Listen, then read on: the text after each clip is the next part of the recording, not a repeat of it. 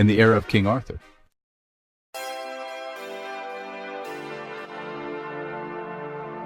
A pair of queens. Alexis drew the winter away, artist that she was. Many of her sketches now littered Ghislaine's room. Here, there, and everywhere they lay like museum artifacts that had suffered through a storm.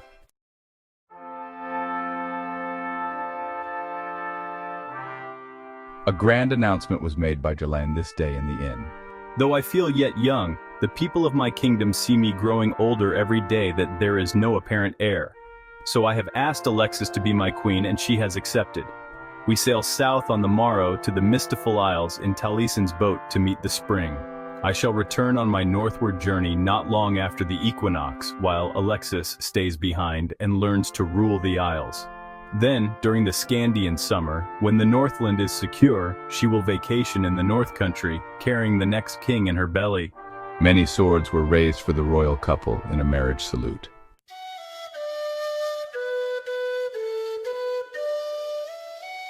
Perceval, the best man, gave away the bride to his best friend with but a little regret.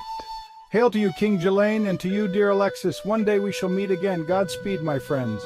February passed quickly halfway by. Perceval, rushing the spring, had taken off down the road and was nowhere to be found.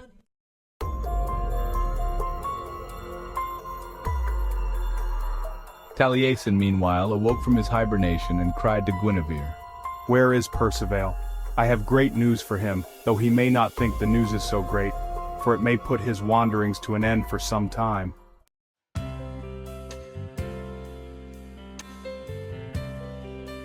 Guinevere, determined and resourceful as ever, set out to find Perceval. I'll resurrect him. I think I'm getting good at it. He has probably fallen in love with the first red-breasted robin of the season. She rode some miles down the watery road and found him in a quaint little diner, eating potato skins dipped in melted cheese and bacon bits, and washing them down with glasses of white wine. Perceval, my dear, our new magician Taliesin, has glad tidings for you back at the inn. Perceval, after some time, replied, Drink with me again as we used to. The news can wait for the afternoon. After some amount of lingering, they returned to the inn.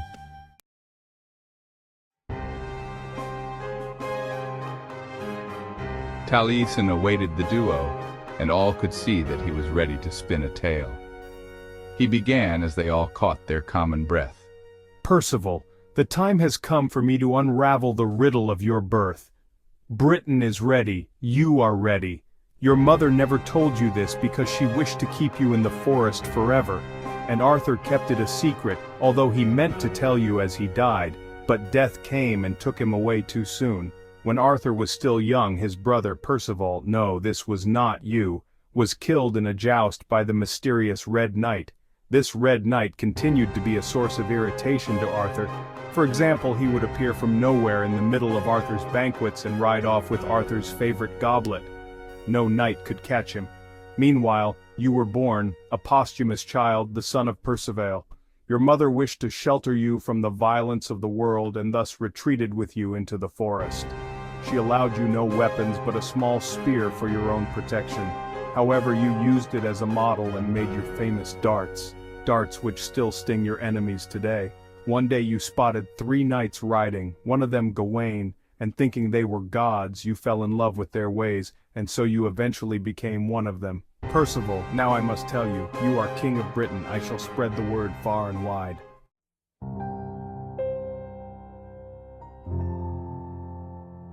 I cannot believe this. It cannot possibly be true. I also know that you now carry the king's crown bequeathed to you by Arthur at Salisbury Plain. Perceval, my king, you have so far proved to be a walking collection of the kingdom's treasures.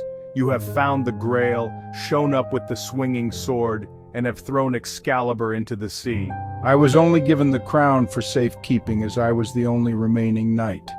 Yes, that is all true, including the king's crown, but it means nothing. You cannot fail the throne of the Britons. You cannot fail him now. You are the son of Arthur's brother. You, Perceval, are the good son that Arthur never had. The secret was on his lips as he died. This is also why you stood at Arthur's side to the last on Salisbury Plain and during many previous battles, for Arthur himself became your protector during those last years when Lancelot retreated to monkhood. For your protection you were then insquired to Lancelot, the king's greatest knight. At the time Arthur's kingdom was in turmoil and he trusted no one, and therefore he kept the news to himself. He related this to Arthur, who saw the resemblance at once and said, "Perceval, of course even the name is the same as that of my brother." But later, while still in your youth, when you slew the Red Knight, the reality of your promise returned to Merlin from the cobwebs of his mind. At first, when you emerged from the forest after many years, Arthur had no inkling of your identity or your relation to him.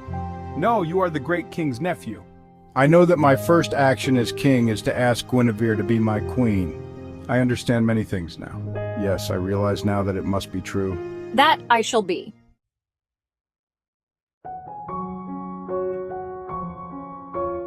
A parade of white nuns carrying a bleeding lance then entered the great hall through the unopened door and walked once around the tables in the glow of heaven's light. Drops of blood oozed from the lance point and fell to the floor. The white nuns then departed, leaving the lance to King Percival. By the king's order, the remainder of the night was spent gathering up the blood from the floor and saving it.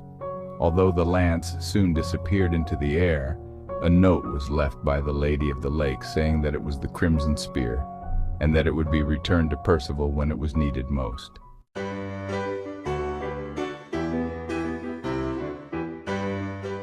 Then the new king and queen began to shine in the Venus light of morn.